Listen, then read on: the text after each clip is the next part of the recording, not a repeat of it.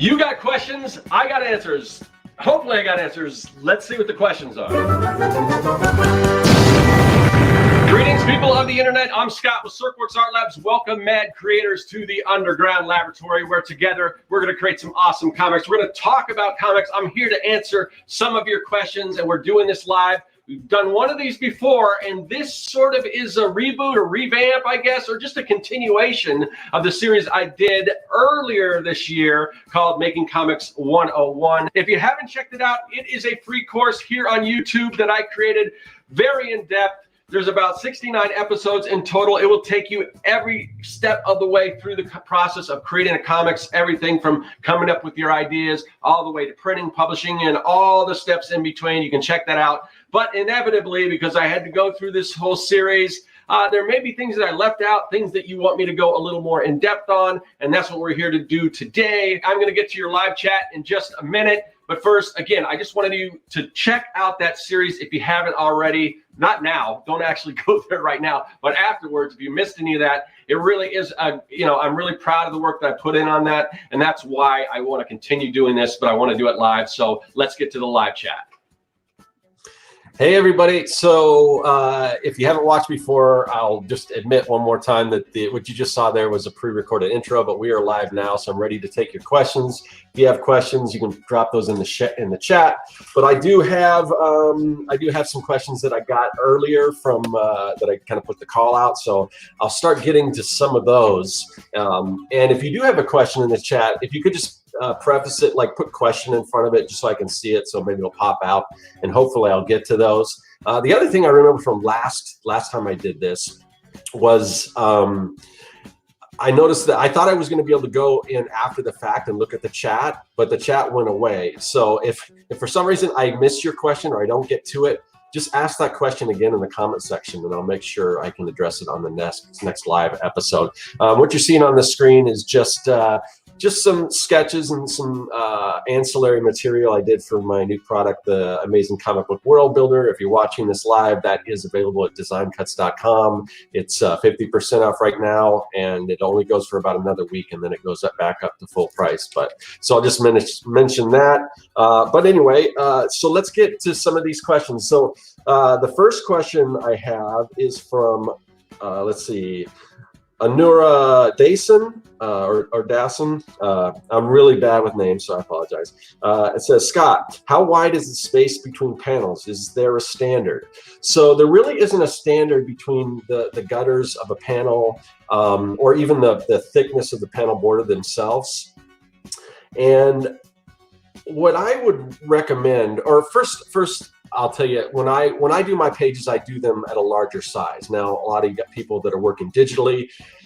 That's a little different because it's all pixels and everything. So if you are working traditional, like I work at 11 by 17, that's in inches. Again, everything I'm going to say is in inches. So if you're outside of the US, that might not mean anything, but you can probably do a conversion. But basically, 11 by 17 inches is the size that I usually work at, or sometimes they call it tabloid size.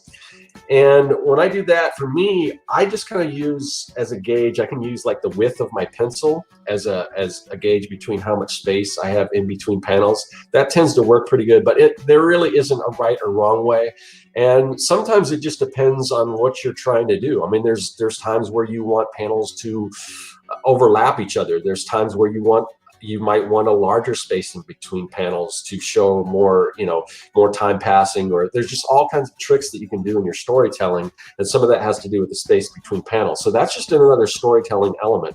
But if you want to keep, just as a basic, thickness between lines, like I said, if you're working at like that tabloid size, the thickness of a pencil kind of works. The other thing that I do is anytime I have questions like these, I just grab a bunch of comics, and because when I was coming up, there really wasn't a YouTube or anything. There weren't people giving it. That advice wasn't that easy to come by.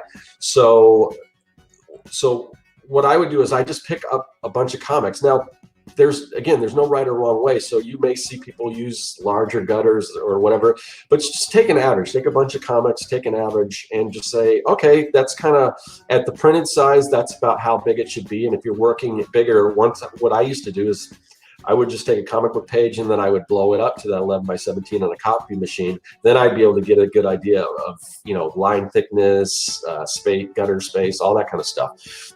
So that's something you can do. The other thing, I'm kind of surprised how often I see really bad lettering, and I just don't really know why there shouldn't really be an excuse for that, because, and it's not even really the lettering itself. Sometimes it's just the placement in the word balloons. Like I'll see people like, they just don't give the word balloons room to breathe. There's like, you know, they're just so tight and everything, and they're just trying to jam everything in there.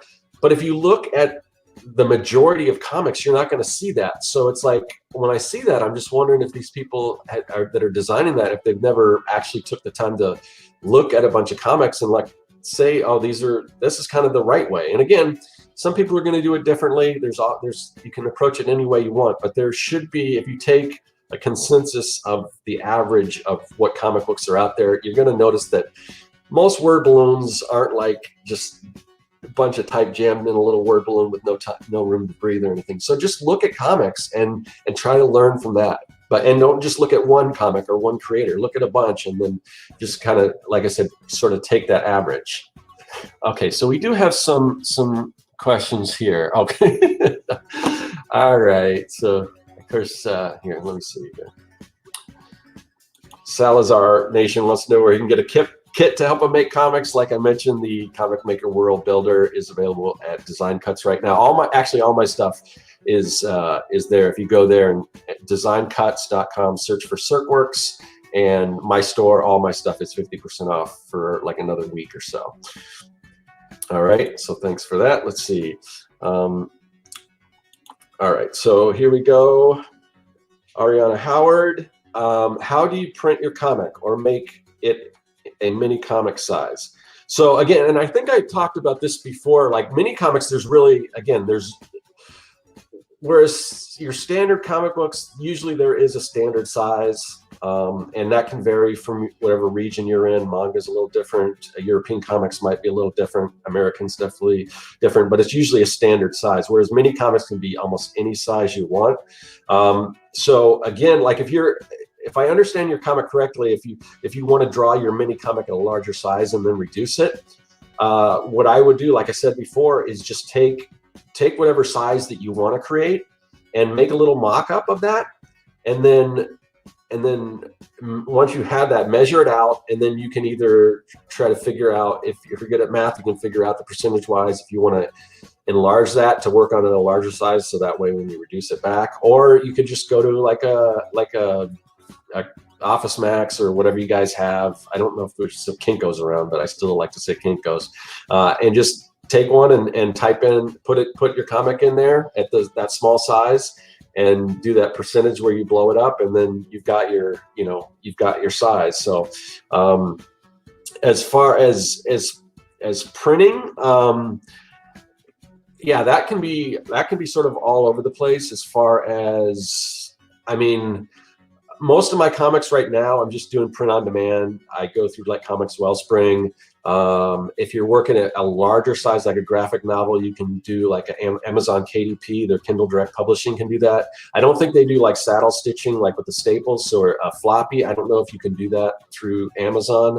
And those are just for small runs. If you're going with a larger run, like I would say probably 1,000 or more, and maybe even you might even be able to get away with like 500 now. You can go. It really depends what you're looking for. You can go like an offset printer, and there's many of those. I think Print Ninja is a popular one. That would probably be the one that I would send people. I haven't used them myself. When I get to the point where I collect everything together, that might be the way I go. I'll probably go offset printing for that.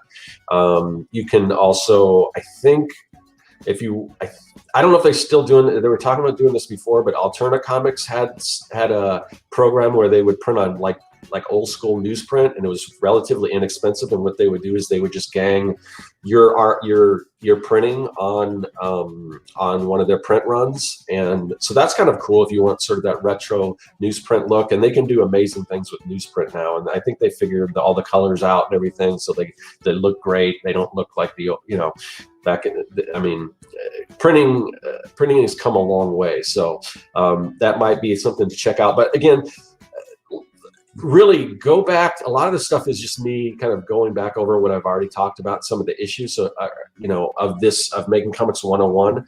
So if you go back, and you're going to find a lot of this information, I go a little more in depth. And the other thing I wanted to mention is I did get some comments. Let's see, where was this? I got comments like, please draw a comic on the next video.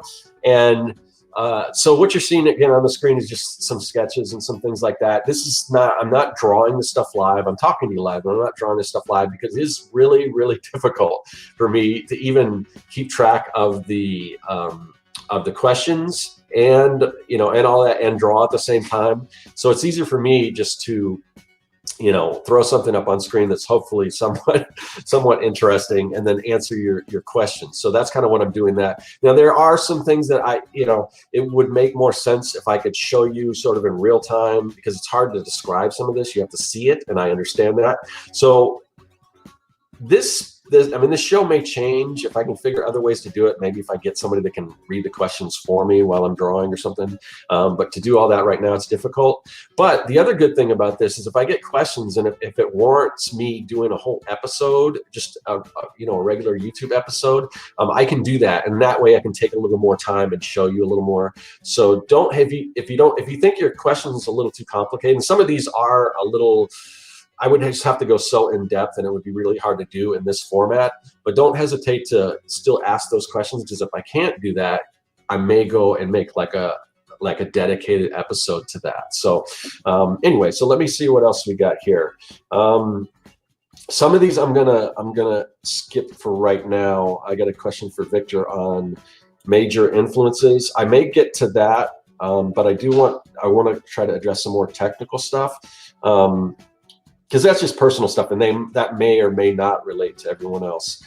Okay, so this is always a good one. Question: is it necessarily to go to art school to be considered a professional comic or art creator? Absolutely not. And I would hate for anyone to go into debt, because art school is so expensive. I mean, you could pay as much going to an art school as you would to be a lawyer or a doctor. And as a rule, there's exceptions to every rule, but as a rule, comic creators don't make anywhere near that. Now, that isn't to say you don't need an education. And if you are in a position, I mean, it's not that art schools are bad. I mean, you're going to most likely get a great reputation, but does it justify the cost? That's the question. If you're struggling, if you're in a position where money's not an option, and then by all means go to art school. But there are so many different alternatives out there. I went to community college. I mean, and I was fortunate enough that I got in. Not everyone may have the same luck that I did, but they offered comics classes. I got in a really good program and everything. Unfortunately, that no longer exists. But it was a great program, and it just cost a fraction of what normally an art school would cost. But there's so many alternatives. There's online art schools. You can learn all this stuff. I mean, you need to learn it. And then some people also, they need that structure of go. And now it's a little different because the situation we're in, because you can't really necessarily, in many cases, some of the stuff's opening back up, but you can't actually go to a physical place, a physical school. And some people need that. They just need that structure. If you're good at working on your own, I would recommend probably not going to art school. So there's some reasons that you would go there, again, if money is an option, or if you just need that structure, of course. But the thing is, here's the bottom line. I've worked for, art studios. I've worked for game companies, things like that. And there was never, in my whole career, and I've been doing this for a while, there was never a situation where somebody said, oh, sorry, you need a degree to work here. Even if it says that on a job application.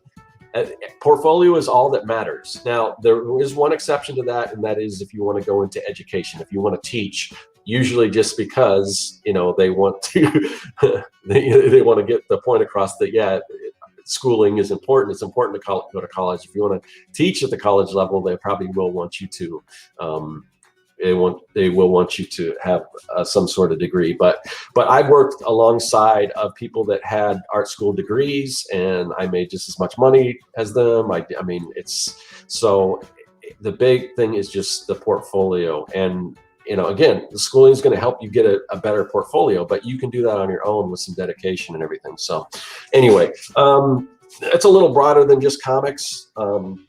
But anyway, so let me see some of these other questions that I have here, and some of these have to do. I think these are more like layouts. So I've got a question from TJ.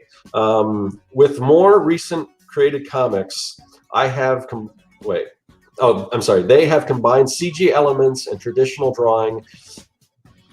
It has a jarring effect on me. How can I make sure to maintain the consistency of visual whilst telling a story, which is ultimately why comics exist, to tell stories? So I'm not exactly sure when you say CG. I don't know if you're talking about, like, when I think CG, I think more computer, like 3D graphics and stuff. And sometimes you'll have that in comics. So hopefully I'm understanding the question right. Or it could just be digital tools.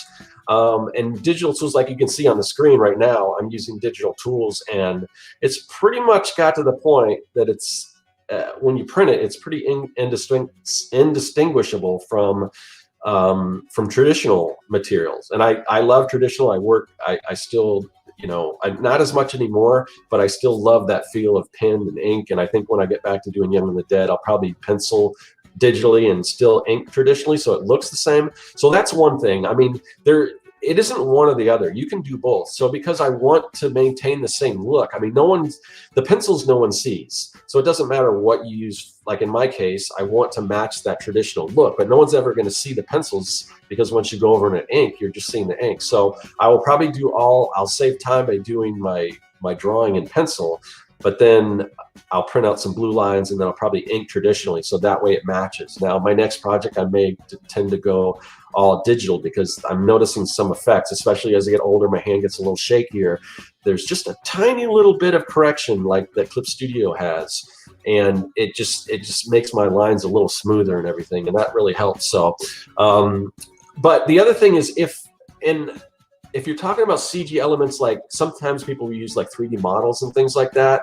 And if you've ever seen the like early 2D animated movies where they're starting to introduce like 3D elements, like they'll have, like, I remember, I think it was like Treasure Planet or something, some of these where they've got the pirate ship. Everything was 2D except the pirate ship was 3D, and then so they can rotate it and do stuff like that. And it took you out, because it looked like a 3D element inside a 2D movie. Now they've come a long way where they can take those 3D wireframes and they can map like two-dimensional looking textures over it.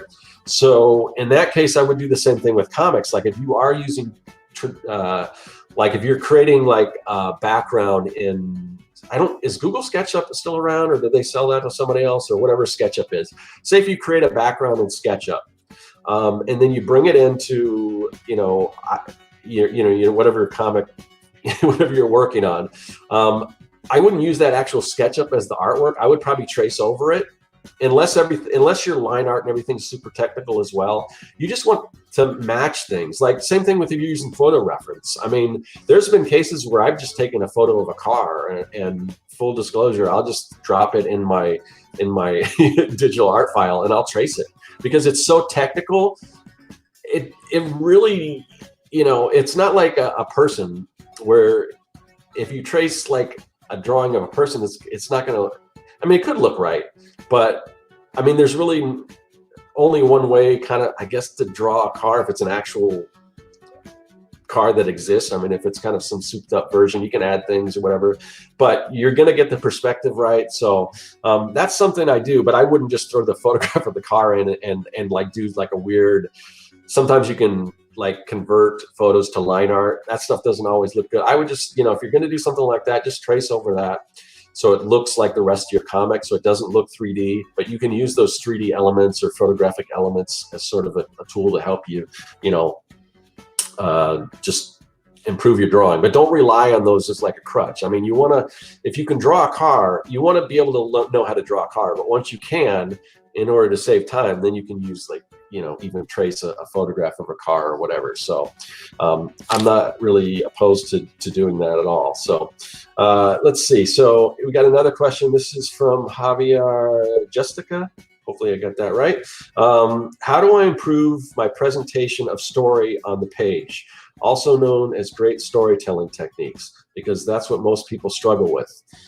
We do not want our pages to look flat and boring. All right, so yeah, I mean, this could this could be many episodes long, and a lot of that, you know, in laying out your page, one of the things that's specific to just comics is panels, so your panel layouts, and there's a number of different ways you can approach that. We've talked about, you know, the wide angle shot, or sort of that double page spread. That's going to just give you that sense of grandeur, like when you're introducing a scene, just so you can see the whole scene. It just feels like you're just dropped into this world, whatever world it is. So, you know, obviously that's one way to get in, but different panels, different angles, they say different things. And think about what you're trying to get across when you're telling a story. For instance, if you do like a bird's eye view where you're looking down, it's almost like, again, you're sort of peering into the scene. Like normally a person wouldn't have that kind of view. They're not going to be way up in the rafters of a room looking down. But if you take that scene, it just gives you that sense of you're outside of this world looking in. And you know, conversely, you know, if you've got like sort of, you know, if you got like an extreme close-up, that means it's a little more personal, like you're right up there. So if the person, whatever they're saying is super personal or super important, you can kind of zoom in. I mean, you probably don't want, you know, that wide angle over the shoulder bird's eye view if it's like a really important, you know, if somebody's just giving a real important like part of dialogue or something like that, you probably want to do that up front, personal. So think about what you're trying to tell in your story. If you've got like a worm's eye view, where you're down looking up, I mean, usually you would want to do that like if you've got a super powerful hero or whatever, and it just makes that hero look all that much more, I don't want to say menacing because it's a hero, but let's say if it's a villain and you're peering up at this villain and it's like, oh, the odds are stacked against me. Look how huge this villain looks, or he may just be your regular, you know, 6 foot average person. But if you're looking up at him like that, it gives them that more sense of, you know, foreboding or whatever the case is. But depending on what you're trying to get across, those are the kind of angles and those are the things you want to think about when you're, you know, when you're laying out your panels and everything. And we can get, and a lot of stuff like I said, I did sort of cover before, but yeah, it's just because sometimes we'll just kind of rush through and everything. And, you know, and there are times where you may want a storytelling that's very sort of flat, very everyday normal life. And then in those cases, if it does veer from that, if there is something important and impactful, and you do all of a sudden, like if you're just doing a kind of a standard sort of 9-panel grid, which is very effective, but then if that grid breaks and you've got something altogether different, all of a sudden the reader's going to like stop and like, oh, this is important. So think about your storytelling. You don't have to get fancy on everything. In fact, I would recommend that you don't get fancy with a whole bunch of different camera angles just for the sake of doing that. You want to save those for when you really want to add some impact to that. So hopefully, you know, as brief as I can sum that up, that's kind of, you know, hopefully that sort of answers your question. Again, a lot of these we could just go on and talk about, you know, different ways of, you know, how to lay out, you know, lay out panels and stories and everything. So so let me go back to the chat and let's see. Let me click on here. So Victor Rodriguez, will you have a how to draw animals to add to the superhero? Wow. I'll be perfectly honest. Animals are not my strong suit. I mean, I'm getting better at them, but I always have to pull out reference and everything, and so I probably could do it. You know, if you're talking about like, because I did the as far as how to draw superhero. So I had the Hero Design Studio. That was more or less just to design, like to help you design costumes for your heroes, because it was kind of a straight on view of the person, and then you can build those costume elements. And I do have sort of turnarounds like in the Comic Maker starter kit and everything. But Yeah, I'll have to think about that. I would probably say I might not do that because just animals are so tough. I mean, if nothing else, if I did it, it would just be more for me to get better at drawing animals. And the other thing is there's so many different kinds of animals. And it is interesting when you think of all the different animals, most of them do have similar, like you could even take a dog and you can compare it. I've seen how they break it down, like the paws of the dogs, like hind legs, they look so different from human. But if you look how just the part that is kind of resting on the ground is sort of like the toes and the foot and how it angles up compared to a human. I mean, it's like all those bones are similar in some ways. So, but that's something that I'm not. I don't feel like I'm the best person that's qualified to do that, but we'll see. We'll see. Let's see. I just want to make sure. Okay. All right. So I do have some questions regarding perspective. I'm going to take a drink real quick. All right. So I got a couple questions about perspective.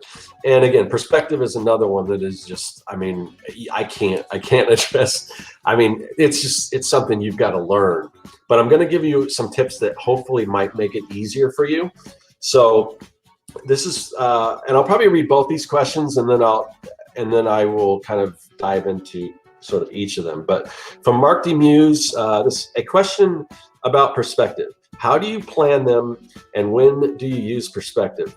Sure, there's a lot to be explored, but I'm lost as to how to use other than the usual 2D perspective way to tell a story. And then from Sammy, another question about perspective. I hope you can explain this. Sorry, let me try. I hope I can explain this correctly. Hope I can read this correctly. All right. I hope I can explain this correctly. When I create a scene, I can never get the objects the right size. Example, if I want to show off a building in the middle of a crowded street, the proportions are always off. The building is usually too big or small. Even when I use reference, I can't get the angle right. And I feel your pain, Sammy, because perspective is one of the hardest things. I mean, I don't hear many artists saying, "Oh man, I love doing perspective." I mean, there are times where I really get into it and I'm like, "Oh man, this is actually working." And Clip Studio Paint, their perspective tools are amazing. Also in the Amazing Comic Book World Builder, I've got some perspective grids in there, and those are based on one of the first art job, actually the first paid art job I really got, where I actually went into an office and worked. I was working for an architectural firm, and that's what we did, was we would design like architectural renderings. This is before 3D or anything. We'd have to draw everything out in perspective, and we would have these perspective grids, and that's kind of how I learned to do perspective. And basically it's just a grid that recedes back in space, and it's all these squares, and as the squares get further and further away, they get smaller. When they get closer, the squares get bigger, and each one of those squares was about, I don't know, maybe about a foot or so. So that's how you would gauge, you know, how far. And then and you can see these, even if, you know, if you're just curious what they look like, if you go to Design Cuts and look through some of the stuff on the Amazing Comic Book World Builder, you see what some of these grids are. But you can kind of, along the grids will go along the side, and then they'll kind of go up, so you can kind of see, oh, that these squares, say each one of these is a foot. These squares, you go 6 of them up, and then you'll know about the height of a person. And the best advice I can give to sort of understanding, because it sounds like having a hard time, like the buildings just aren't the right size or whatever. And this is something, another thing, first off, again, and I mentioned this in the series, Making Comics 101, but definitely check out Perspective for Comic Book Artists by David Chelsea. It is written as a comic book, kind of like Scott McCloud does Understanding Comics and Everything in comic book form. So it's super easy to understand. And it's the best way to learn perspective I can recommend, especially for comic book creators. If I can remember, I'll leave a link, but it's called Perspective for Comic Book Artists. It's on Amazon by David Chelsea. We've had David Chelsea on the Artcasters a couple times. It really is the best way. If you're struggling with perspective, I would urge you to get that book. But the thing that I would say is that a lot of times when people are drawing a comic book, they may opt, and I've done this before, to have that comic book take place in a setting that's not like a city or that's maybe out in nature and everything.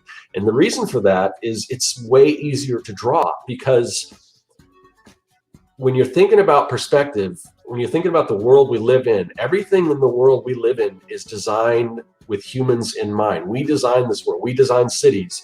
We design transportation. We design all this different thing for us. So everything is going to be in scale for us to use. Whereas when you get out in nature, you don't have to worry about perspective too much, because nature doesn't care about us. We just exist in nature.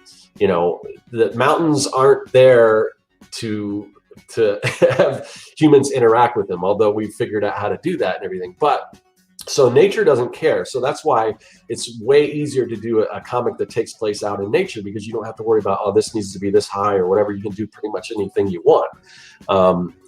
But when you're thinking, because the world that we've built around us, cities and everything, is designed for us, when we're drawing, we need to keep that in mind. The average human is what, 6 feet tall, so keep that in mind. So everything that you draw, if it goes, like if your character, and like I said, if you can see, if you looked at some of these perspective grids, if you establish where your 6 foot is when you're up front, up close and personal, and then as it recedes back in space, like if you just take something simple as a 1-point perspective drawing, like you've seen that, where it's the train tracks that kind of recede into the distance, everything kind of goes back to 1 point. When you draw those points back, once you've established where 6 feet is, you know that when that line recedes back and goes to that single vanishing point on a 1-point perspective, your character is going to get a little smaller as it goes back. So 1-point perspective is going to be the easiest to understand. So if we understand that, when we draw a building, for instance, again, everything is personal to humans. So when we draw a doorway, and you'll see this sometimes, you'll see people draw a building and the doorway is just too small for a person to get through without ducking or whatever. So you really want to figure out how big your person is in that space, 6 feet.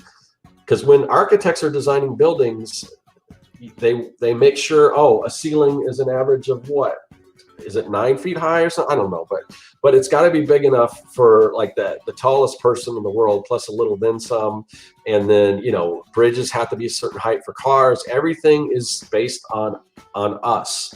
So that's what you have to consider when you're drawing a building. You want to make sure that, oh, that doorway is big enough for a person to get through. Oh, the door handle on that doorway isn't way up where somebody can't reach it, or too low where they're going to have to bend down to reach it. Oh, most windows are where people can look out. Now, obviously, there's other reasons for having a window, like to let sunlight in. So maybe there's some windows that are higher out of reach where you don't necessarily look at. But most windows are there for people to look out. So if you have a window that's, you know, up a little too high or down a little too low, and when you're thinking about designing a building, how many stories is that building? Keep in mind, like when you're putting in your windows, each set of windows is on a different story, and there's probably, and then you know, some skyscrapers you can't even tell where the windows stop and the windows end, because it just looks like one glass tower. But if you are actually going to go inside that building, you'll notice that you can't see out of everything. There are walls and things in there. But when you're designing, say if it's just a 2-story building, you want to make sure that a person could fit both in that first story and the second story. So that's the thing you gotta, I mean, you just gotta, I know, again, I can't teach a perspective in this thing. Definitely check out David Chelsea's book. But once you understand that everything in the world is designed by humans and that it's built for us, then you'll understand that, oh, I need to make sure that these humans can fit and base everything off of humans. I mean, if it's a fire hydrant, if you're drawing a fire hydrant, how big is that fire hydrant? You know, I don't know, what does a fire hydrant come up to? I mean, maybe up to your knee, maybe. I could be wrong, but I think that's about average. So look around. All these, a street sign, it's going to be, you know, about, I don't know, about this, you know, if it's a stop sign, maybe it's about 6 feet like a human. I don't know. I mean, pay attention to that stuff, and that'll help you. But just, again, the most important thing you can think of that I can say is just make sure everything is designed to the specifications of a human being, and that would be an average of about 6 feet tall. So hopefully that helps. Again, there's just so much I can go into on perspective. I can't even, there's no way I could even cover that here. But definitely get David Chelsea's book. I'm telling you, it's awesome. Let's see. So what else did I, and as far as, let's see, so that was kind of addressing more Sammy's question on perspective. Mark's question, let's see, there's to be explored. Yeah, I think in a roundabout way I answered both of those questions too. So let me see. Do we have any other questions here? Let me go through here. I'm going to take another drink real quick. So I have a couple other questions that people wrote into me before the show. But if you have other questions, let me see. I'm just going to go through here. Hold on. All right. Salazar Art Nation wants to know, will there be a robot expansion pack to accompany the comic world builder or hero design studio? I have the robot avatar builders, and I've had a lot of people request that, because the avatar builders are basically just the design heads for, I mean, that's what they're for. It's for avatars. So they're basically just the heads, and I've got like the zombie one, I've got the robot one, I've got male and female cosplay, and I've got a monster one. And I have had people ask if I'm going to do like a full body version, and I could do that. It would take a while because, I guess if I had like one perspective, like, I mean, if it's just a front on perspective, then I wouldn't have to design each angle and everything. But as far as a robot, I mean, I love drawing robots, so I could see designing some kind of a robot, a thing to help you draw robots, but it's a little different than with people, because robots, again, could be almost any kind of shape. Whereas people, it's a little more limited. So I don't know. It's kind of I kind of like the idea, but I'll have to think about that. So let me see. Oh, and Victor asks a similar question. Will you be making a toolkit on creating? So based on this, it sounds like there's sort of, I mean, we got two people asking for that. So maybe there's a bit of a demand for that. I mean, I definitely like drawing mechs and machines and things, and just a little preview coming up. I don't know when this might go up next week or maybe a week after, but I did a cool Star Wars thing where I did a lot of that kind of machinery, but hopefully maybe that video will be up next week. But yeah, it would be kind of cool to do some sort of a mechanical, almost like I could even have like a blueprint background. So we're getting a little away from comics and everything, but so let me go back. Let's see what we got here. So here's a question from Jorge. What brand of rolling ruler did you use? And this is from a previous video, but I did talk about this in the Making Comics 101. And if you're not familiar with what a rolling ruler is, it's actually, if you could go to circworks.com and look under tools, and you can see there's a link to the one that I have. But it's basically a ruler that has, just like I said, has rolls on it. It's also called a parallel glider. Now the thing about this is like one of my favorite tools for traditional comics, because you don't have to have like this huge T-square, or like I used to, on my art desk, I used to have this contraption that would just kind of, it was on wires, and it would be the straight edge that would roll up and down my art page, and it was pretty cool, but it wasn't very good for taking things out and doing stuff mobile. But these rolling rulers, it's basically just a ruler, and it's got these little wheels on it that you can move up and down. And if you get a good one, it won't shift or anything like that. Now there are ones that aren't that great, and the way you can tell what a good one is, and the one I have is called an Alvin. The brand is Alvin, A-L-V-I-N, and it's a parallel glider. So if you just Google Alvin parallel glider, or you can click on that link like I said, on circworks.com under tools. It's a great tool. I bought a cheaper one before, and the way you can tell the cheap ones between the quality ones are, the quality ones have metal rollers, and the cheap ones have plastic rollers. And the problem with the plastic ones, they just don't they don't stay put. They'll like shift around, and then your lines are all wonky and everything like that. So, so let's see, what we got. Yeah, and if we need to close the show, I can go back out and answer. I can answer Victor's. Was it Victor that asked that about the inspirations? But I had I had some. Let's see. Yeah, I had a question about how to use color editing, and that's from Blinn Hayes. And I'm not exactly sure, other than coloring comics. I would, if you've seen any of my comics, you know mostly I work in black and white, and I'm not the best colorist. I mean, I can do flat colors pretty good, and there's certain things that I'm okay with at colors. But if I was ever going to do like a full color comics, I would probably hire a colorist to do that, because they just. I'm a little better at coloring comics because of the line art, but especially if you get into like painting, like if you want to painted covers where there's no line art to constrain everything, man, I really struggle with that because it's just like the edges just don't look good and everything. But anyway, so I'm not probably the best person to speak to as far as color. But I did put out an episode on color. You can definitely watch that, Making Comics 101 Color. I'm trying to think as far as color editing. I don't know, I know most people that are in color now work digitally, and they're, obviously Photoshop or whatever software you're using has a lot of, tools that you can use, whether it's like the,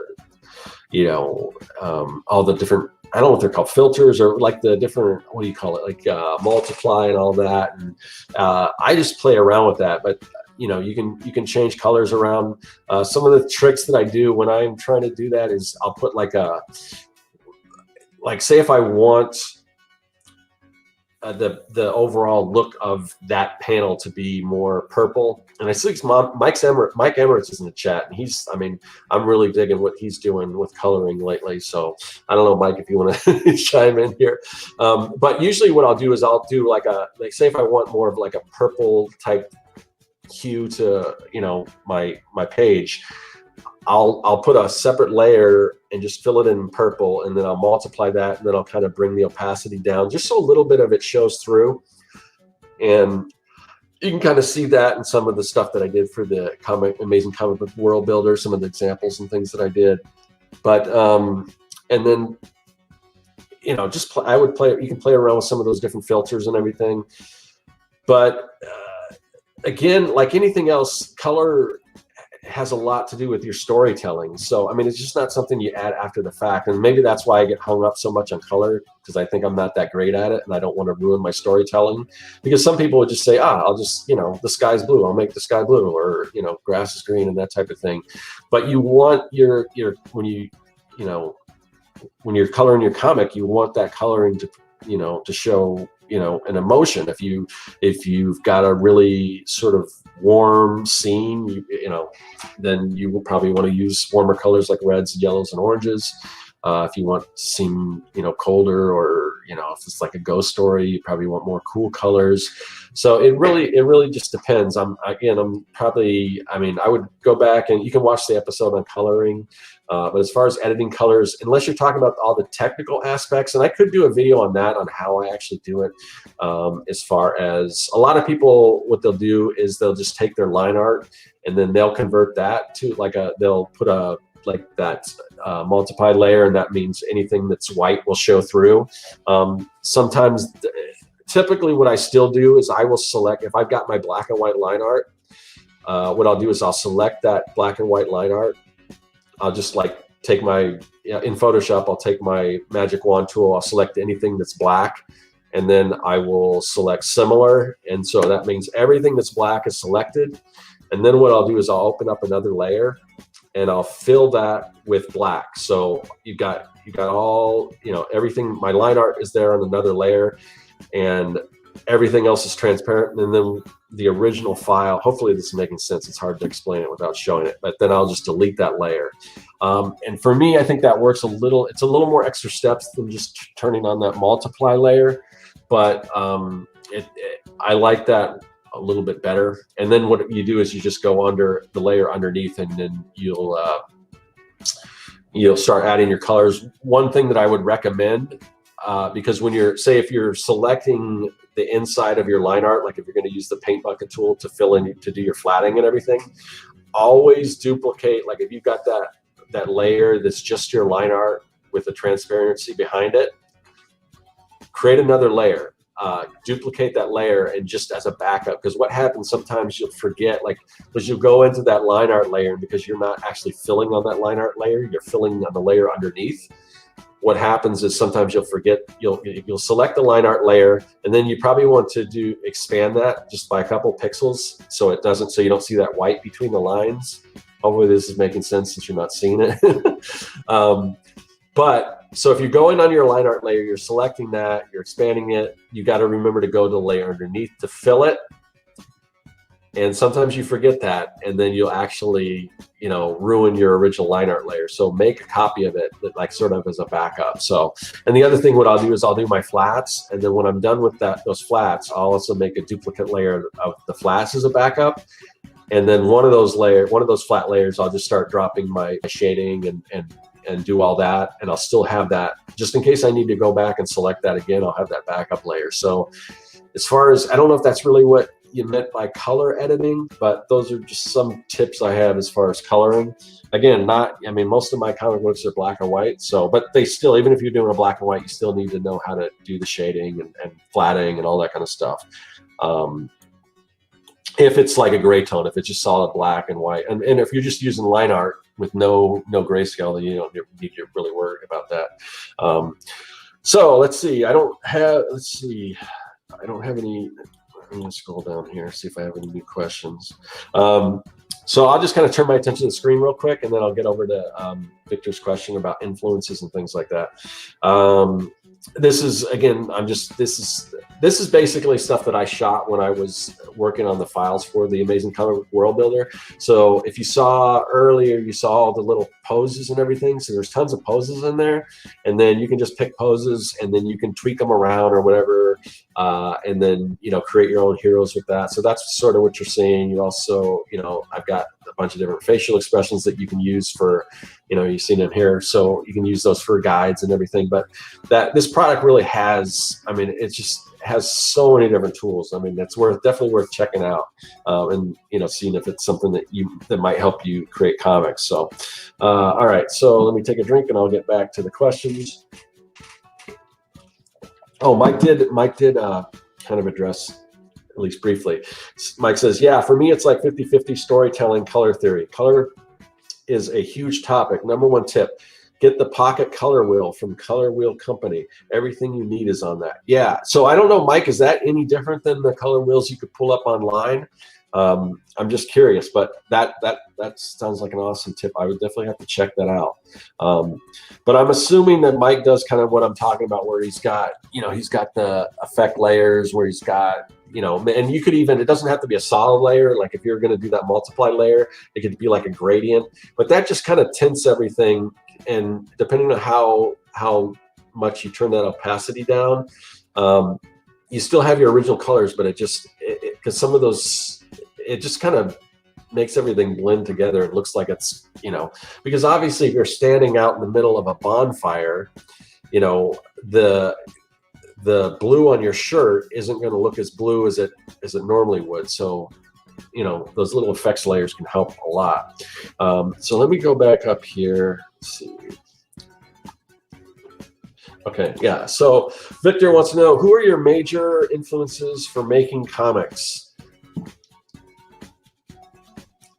Sorry, take another drink. All right. So major influence, and I've talked about this before, so I apologize if I'm kind of repeating some of the same stuff. But the first artist that I ever recognized as far as a style, like I could look at his stuff and say, oh, I know who that is. I know that this isn't just a magical thing where it just appeared on the pages. It's actually an artist, and I can tell his style, and that was John Byrne. And I'm a big fan of John Byrne. Some of his, there's certain things, that that I'm not a fan of that he does. Like I don't think he's really great at drawing like little kids and stuff. His it's almost like when he draws kids, it's almost like he just shrinks down adults, and you know, because usually when you're drawing a kid, the head is usually a little bit bigger than normal you would have with an adult in comparison to the body and stuff. But these are just like little minor quibbles. But John Byrne was a huge inspiration for me. Later, like George Perez, another just amazing artist, really blew me away. But I think when Art Adams burst on the scene, and I think probably, was it Long Shot, might have been the first thing that I saw that he did. Long Shot, he did some New Mutant stuff. He did some X-Men covers and everything. But still to this day, and you can see his influence in so many, I mean, if you look at, you know, a lot of Liefeld stuff, I mean, you could definitely see how he was influenced by Art Adams. And if you're not a fan of Liefeld, which I'm not really a huge fan of Liefeld, don't let that sort of dissuade you from checking out Art Adams stuff, because even though I think he's got Liefeld's got a lot of that influence, it nowhere even holds a candle to what Art Adams does, and he's still, just the stuff he's doing still amazes me. And definitely check out his black and white stuff. I mean, the details and just his ability to draw different textures, and like he uses so many different like textures and cross hatching. And I kind of avoid cross hatching because when I try to do it, I don't think it looks great. You'll see most of my artwork is very much just the line art. I don't do a lot of, you know, shadowing and cross hatching and things like that. And I don't, you know, most of my stuff doesn't have a lot of solid blacks. And it also depends on the project, but like as far as Young and the Dead, so it's very clean, I guess. So and when I talk about some of my influences, that doesn't necessarily means like that's the way that I want to draw. I mean, I'm amazed by some of these artists, but I don't necessarily try to emulate what they're doing. I may take bits and pieces, and I think that's the best way to, you know, one of the biggest questions you get, I'm surprised I haven't got this for this series right now, is how do you come up with a style? And again, I think a style is, you know, it's taking in a bunch of different artists and finding little bits and pieces that you like, and borrowing or stealing tiny bits and putting those together. And the more influences you have, the more original your work is going to be. Because if you just like, oh, I'm a big fan of Todd McFarlane, and that's all you ever look at, then your stuff's probably going to look a lot like Todd McFarlane.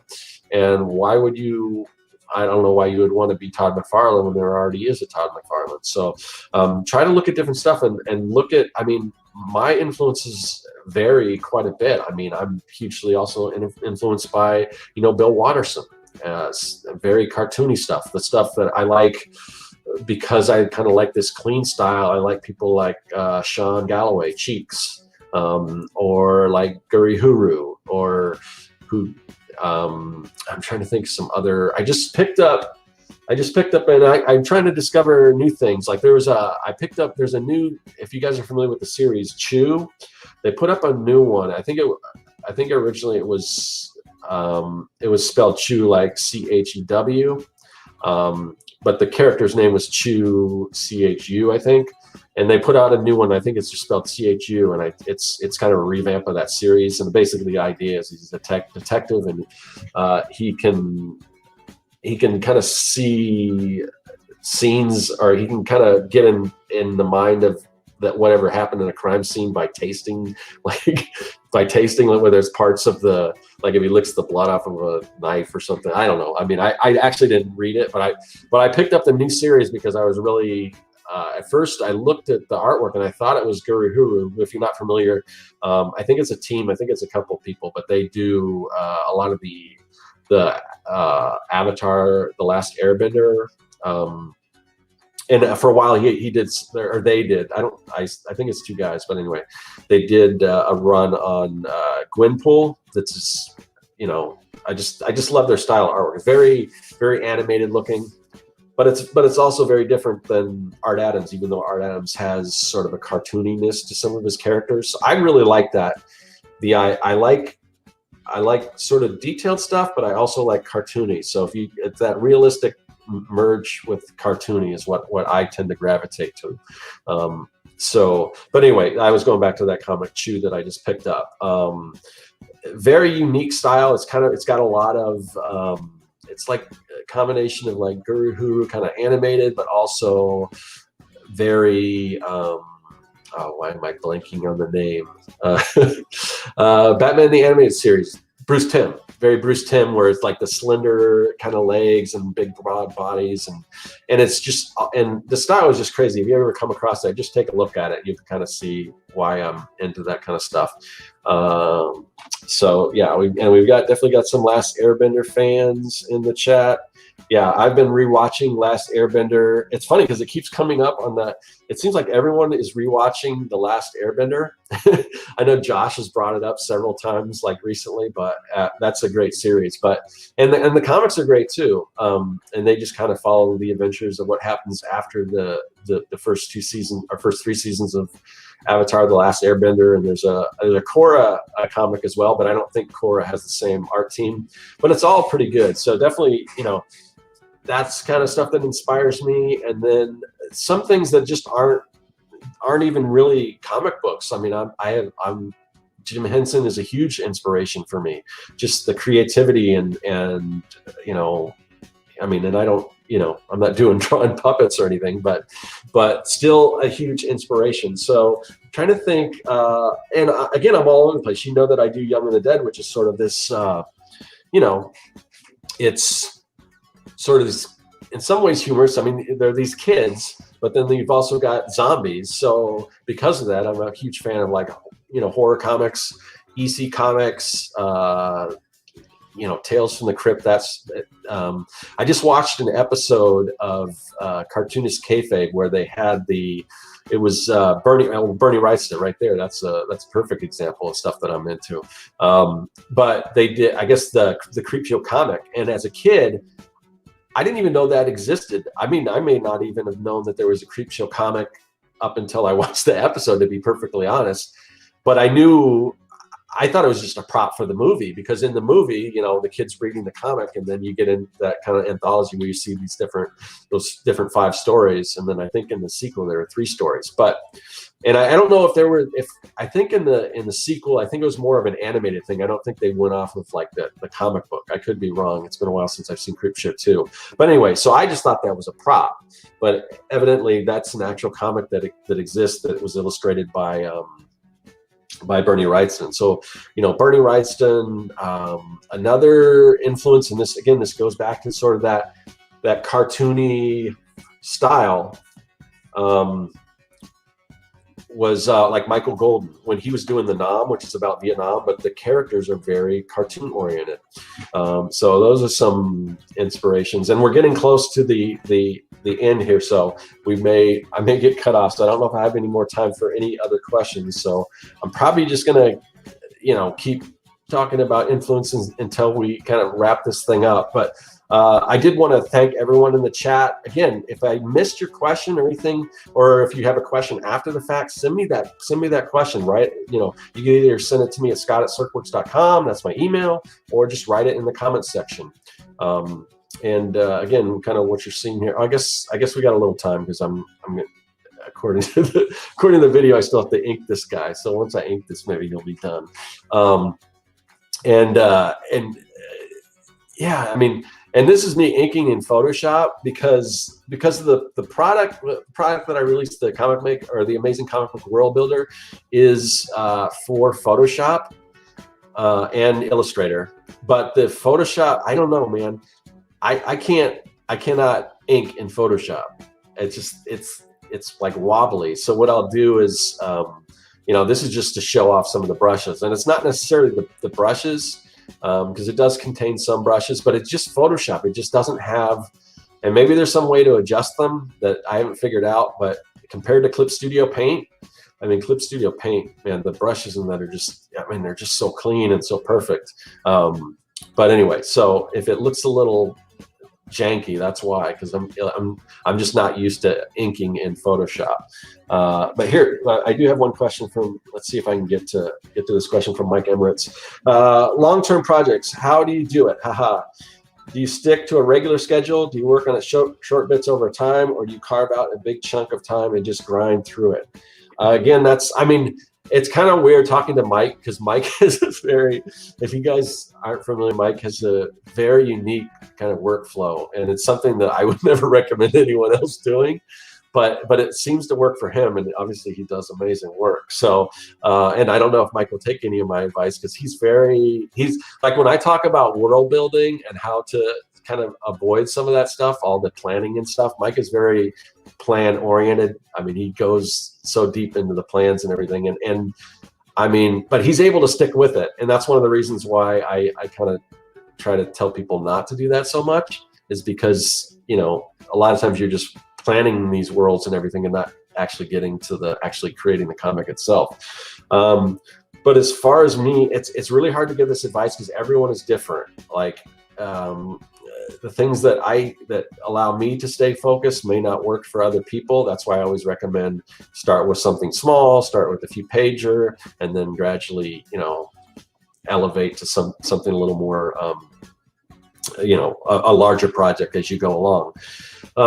So for me, yeah, I mean, I try, and I've got ADHD, you know, and I think a lot of artists probably do. And for me, it doesn't really, it seems like it doesn't hold me back. It seems like it helps me, but I can't just do the same thing over and over again. I can schedule like certain blocks of time to work on one particular thing, and I can get super hyper focused on that thing. But if I had to do, like, if the only thing I was doing was Young and the Dead, you know, 8 hours a day or more, I would get burnt out on that quite a bit. So I don't even know if I can work on like the same thing for a day. I kind of got to move around and do different tasks. So that's me as far as trying to stay focused. But yeah, I mean, I've done videos on how I use, as far as scheduling, that I use Trello, and I do kind of block out different areas of time. And you can jump around a little bit. I mean, certain things have to go in order. Obviously, you've got a pencil before you can ink and all that stuff. But one of the things that I really need to start doing is and hopefully like either the first of the year or maybe even a little bit before that, to start, you know, writing out or just working on Young and the Dead, get back into that, and you know, the story, and I don't know, all that stuff. Anyway, yeah, so as far as like I said, I do kind of do short bits over time, but keep track of it. And I mean, have a plan, I guess, is the main thing.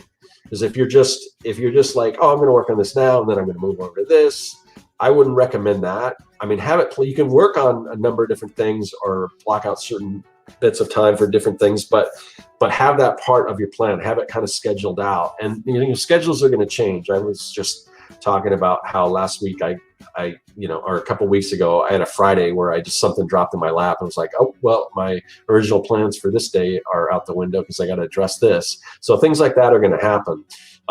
But more or less, if you can sort of plan that out, I mean, you know, I'm going to work, you know, I'm going to work an hour, 2 hours on this particular part of the project. So for instance, if you're in the beginning stage, you could say you do need to design characters and you do need to kind of flesh out your story. Well, you know, put aside, you know, 3 hours to work on character designs and another 2 hours to work on your story. Once you've got that story down and your characters down, then you start moving into, you know, like I said, penciling and everything. Then you can kind of, you know, stick to that. I think once you get into the drawing, hopefully you're at the point where, I mean, to me that, and again, it's different for everybody, but I think once you get into the drawing, for me, that's sort of the fun part, you know, and then that's just kind of, you know, I'm kind of on autopilot when I do, especially inking, you know. And also the thing that I like to do, because, you know, I'm kind of back and forth, you know, I'm not always at my house. Sometimes I'm working mobile. So I try to figure out where I'm going to be in that day, because some things like, and I like to work on a desktop computer. I don't do a lot of stuff on the iPad other than sketches. You know, I won't try to do a coloring on the iPad, or I won't try to do inking on the iPad or any of that stuff. So I'll know that if I'm out and about, or if I'm somewhere other than my home where I don't have my whole setup, then that's the time where I'm going to be working on sketches or whatever. So sort of plan that out, if depending on, you know, what is the optimal time to do what you need to do. And also this goes for if you've got a family, or if you've got, if you're getting up early before everyone else gets up work. All right, so that's going to do it for another issue of Making Comics 101 Live. I think this is going pretty well, but who knows where it's going to go from here. Kind of the format and everything. Right now, it's all up to your questions, but let me know in the comment section what you guys think about the show. Let me know of any questions you want me to answer, because I don't just have to go to the live stuff. If you missed the show live, I definitely want to get to your questions. So let me know what some of those questions are in the not the chat rather, but the comment section. And maybe I can do those on the next Making Comics 101 Live, which maybe we'll do these every other week or so. We'll see. Again, let me know what you guys think, and I will see you guys later. That is all. Hey, thanks for watching. If you like what you saw and you want to see more, hit that subscribe button. Also, you can follow me at CircWorks on social media. And now you can support the work that I do on Patreon. Do you like making comics? Then go to CircWorks.com and pick up the Comic Maker Starter Kit. It's packed full of fonts, brushes, templates, and more. And best of all, it's totally free.